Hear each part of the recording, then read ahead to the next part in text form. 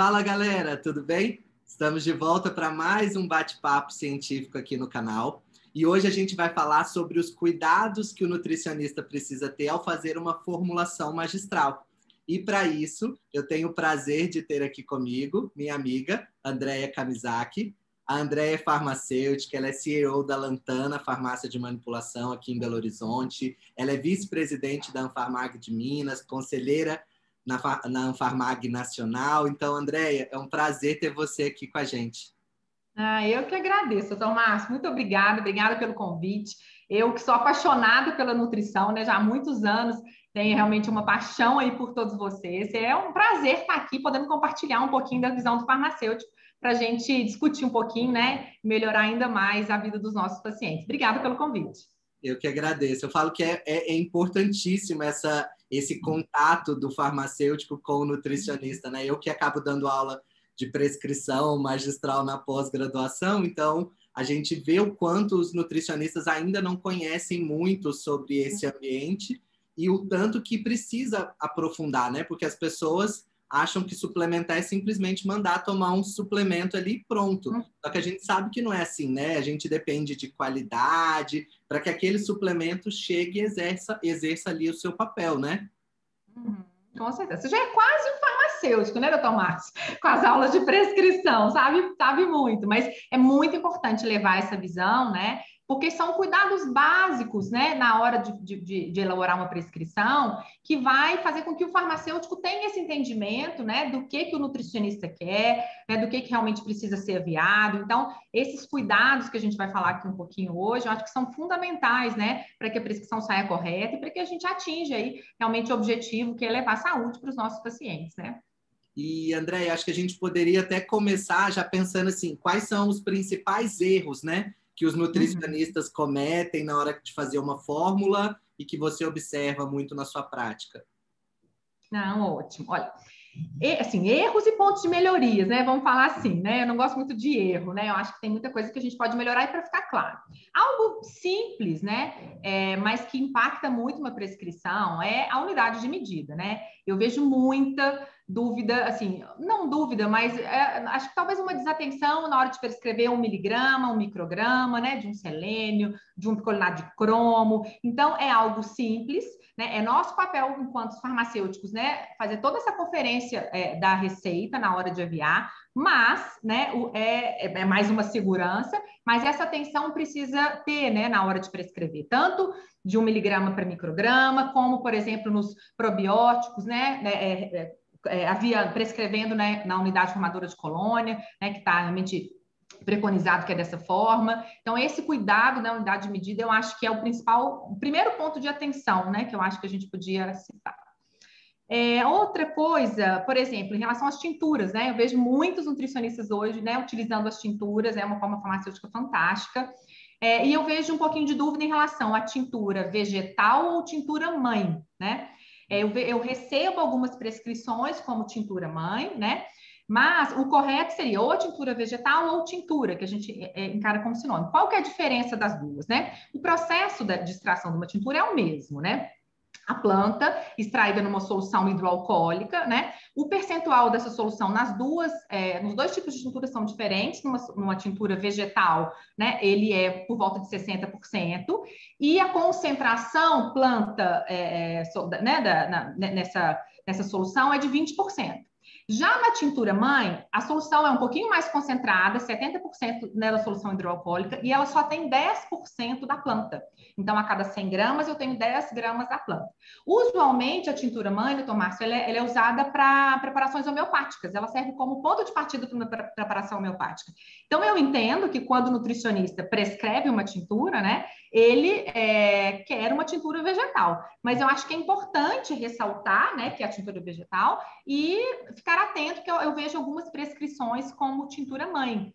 Né? Então, eu acho que a forma correta é a gente colocar a tintura vegetal para que fique, né, tenha essa concentração maior, os 20%, né, da planta, e fica mais claro para o farmacêutico.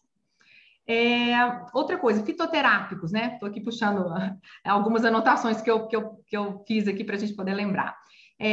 Vejo também um ponto de atenção na hora de prescrever, se é um fitoterápico, se é um extrato seco, se é um extrato seco padronizado, né? Por exemplo, se eu quero um chá verde a 50% de polifenóis ou a 90% de polifenóis, é importante, né, o nutricionista deixar claro essa concentração, né, que ele gostaria.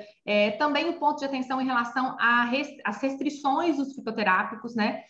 Existe uma lista, né, dos fitoterápicos de prescrição médica, então nem o farmacêutico nem o nutricionista pode prescrever, e eu vejo alguns colegas ainda, talvez não atentos a isso, então, assim, um sal-palmetto, uma valeriana, um ginkgo biloba, né, uma simicifuga, então, acho que tem que ter muito cuidado nisso, né, para que a gente siga a legislação, né, e mesmo numa forma de tintura, por exemplo, não manter esse cuidado, uma tintura de valeriana, então, eu acho que é importante, né, pensar tá atento à legislação, né, dos fitoterápicos. Se for deixar, eu vou falando, tá? Você vai me interrompendo.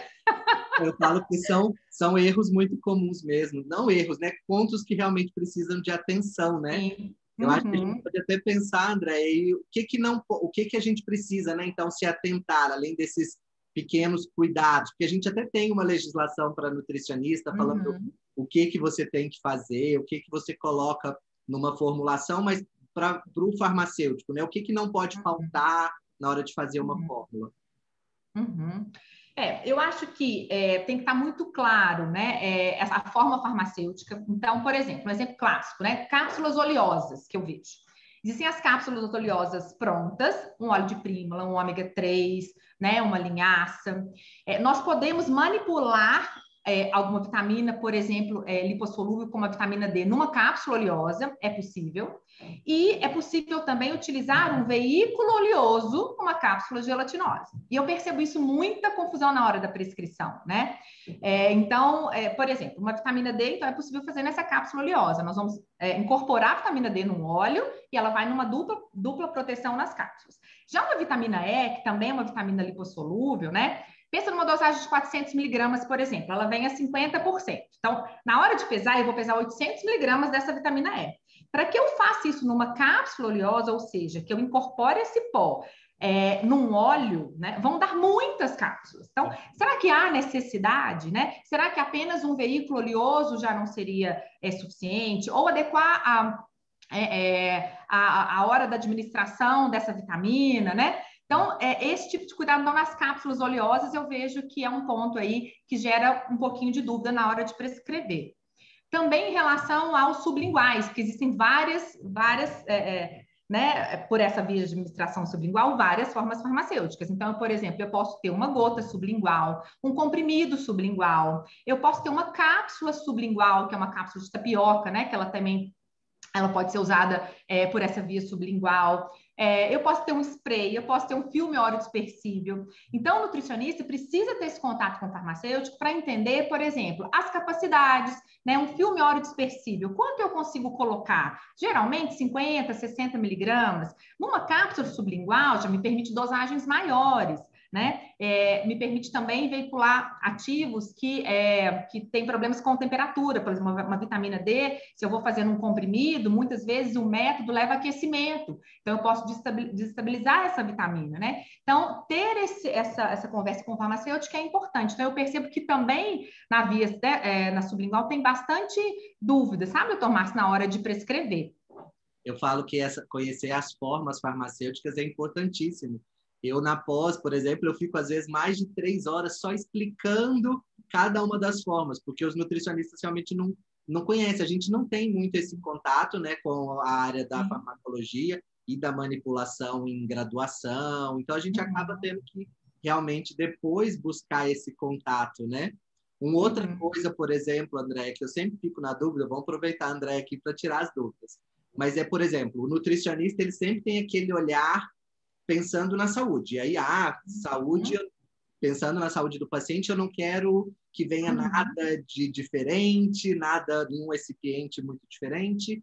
O farmacêutico, além de preocupar com a saúde, ali, a qualidade, ele tem outras preocupações, né? Porque ele vai ter que garantir estabilidade, as interações. Então, vem outras coisas. Eu fico sempre, por exemplo, eu faço lá uma fórmula e eu peço lá como recipiente uma celulose microcristalina. mas vai que na hora da manipulação o farmacêutico percebe que precisa de algum outro recipiente. Como que funciona isso? Como que é na prática? Na prática, existe, né? Existe uma diretriz, chama um sistema de classificação biofarmacêutica. Essa norma nos direciona, existem 4 classes, né, onde os fármacos, os ativos são alocados, em função da absorção e de permeabilidade. Então, existem alguns recipientes já pré-definidos que a gente precisa colocar, né, em função desse ativo estar alocado em uma dessas classes, para que a gente garanta que ele vai ter uma boa absorção, que ele vai ter uma boa biodisponibilidade, que, consequentemente, né, tenha um efeito. Então, mesmo que o nutricionista coloque, por exemplo, que ele quer só uma celulose microcristalina, o farmacêutico sempre precisa avaliar, sabe? Se existe a necessidade, por exemplo, de um ginkgo biloba, a gente precisa colocar um agente emoliente, né, para diminuir a tensão superficial e ter uma melhor absorção. Então, alguns aditivos podem ser escolhidos pelo farmacêutico, né, em função, né, dessas características. E existe essa classificação que nos ajuda muito, né? Então, isso, assim, não é na prática a cada momento, né? Assim, a gente, toda vez que quando nós vamos adquirir um produto novo, uma nova matéria-prima, a gente faz toda uma ficha de especificação, desde, né, para entender a solubilidade, um ponto de fusão, então, tudo que vai ser analisado no controle de qualidade quando chegar essa matéria-prima, mas também se existe alguma característica, né, em qual classe ele está alocada, para que a gente escolha o recipiente. Então, por exemplo, aqui na farmácia a gente tem 15 recipientes diferentes, né, até o número 15. Automaticamente, né, o sistema vai escolhendo. E aí, o que eu acho importante, nutricionista, é direcionar o farmacêutico, doutor Márcio, em relação a alguma particularidade do paciente. Então, o paciente que ele tem algum tipo de intolerância, né, uma intolerância à lactose, alguma coisa nesse sentido, para que a gente fique ainda mais atento, né? E sim, a lactose é um problema. Então, por exemplo, recipiente isento de lactose já é uma diretriz. Então, isso é muito importante. Mas, na prática, a gente precisa avaliar tudo isso, né? Por exemplo, um produto que ele é muito higroscópico, uma carnitina. Se eu não adiciono algo para diminuir um recipiente higroscópico, para diminuir, né, essa interação com o ar, com essa umidade, as cápsulas vão desestabilizar, vai ficar depois ela toda rachada, ou elas vão grudar. Então, isso a gente precisa, mas aí deixa com a gente, né? Por isso que essa dupla é importante, né? Vocês não precisam se preocupar com isso, mas na prática a gente sempre está preocupando com esses detalhes para garantir a estabilidade do produto e a melhor biodisponibilidade também do ativo.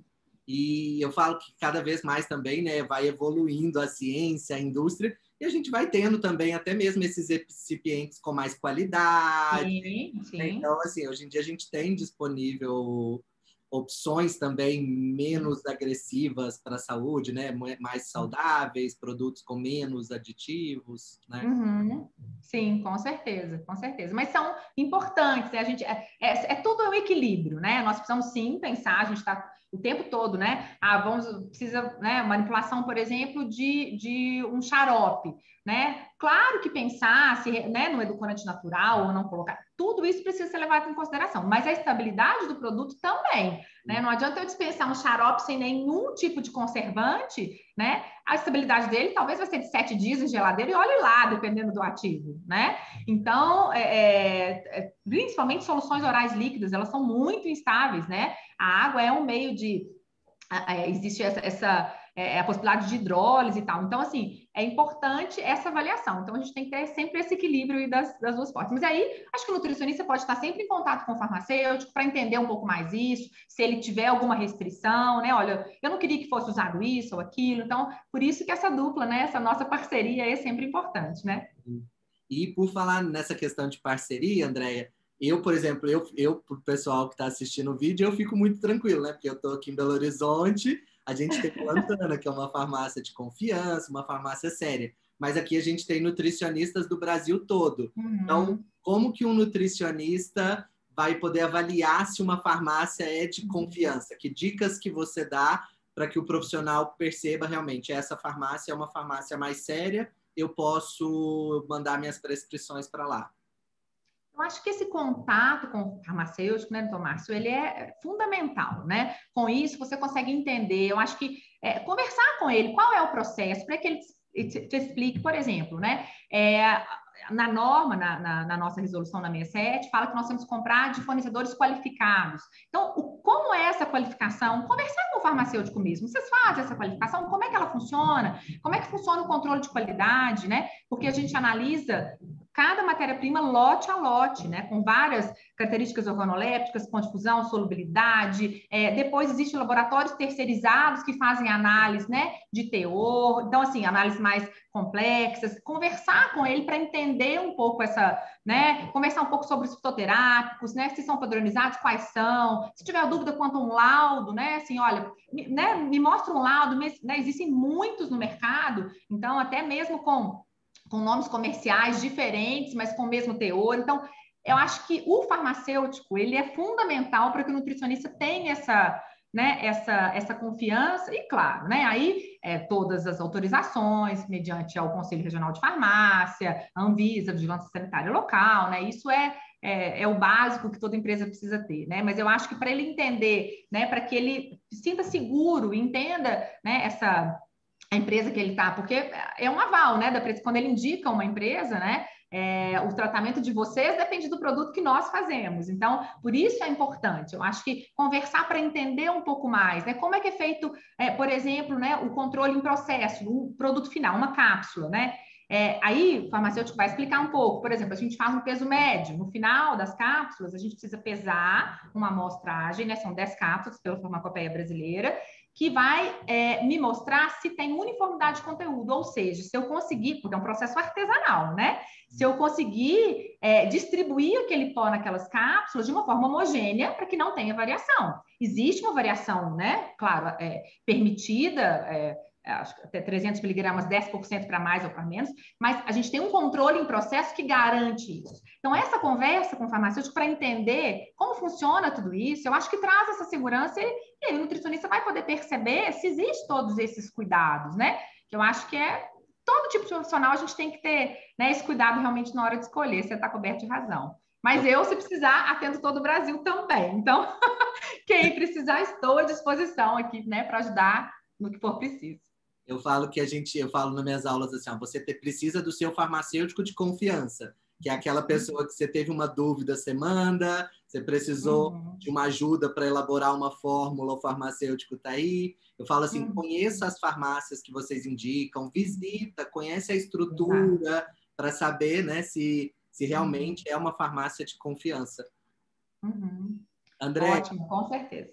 Queria muito agradecer sua participação aqui no canal. Eu falo que é sempre legal trazer esse olhar do farmacêutico para os nutricionistas, que são duas áreas que têm que andar juntas e os nutricionistas precisam estudar mais. Então, queria muito agradecer a sua participação aqui no canal. Eu que agradeço pelo convite, agradeço, né, por essa parceria, por acreditar nessa importância, né, desse trabalho, dessa equipe multidisciplinar realmente em prol do paciente, né, e pode contar comigo sempre. Muito obrigada. Então, ó, pessoal, quem gostou do vídeo, lembra de curtir o vídeo aqui, compartilha esse IGTV nos seus stories. Quem está assistindo pelo YouTube, lembra de se inscrever no canal, ativar o sininho para as notificações, segue a gente aí nas redes sociais. E a gente se vê no próximo vídeo. Até lá! Tchau, tchau.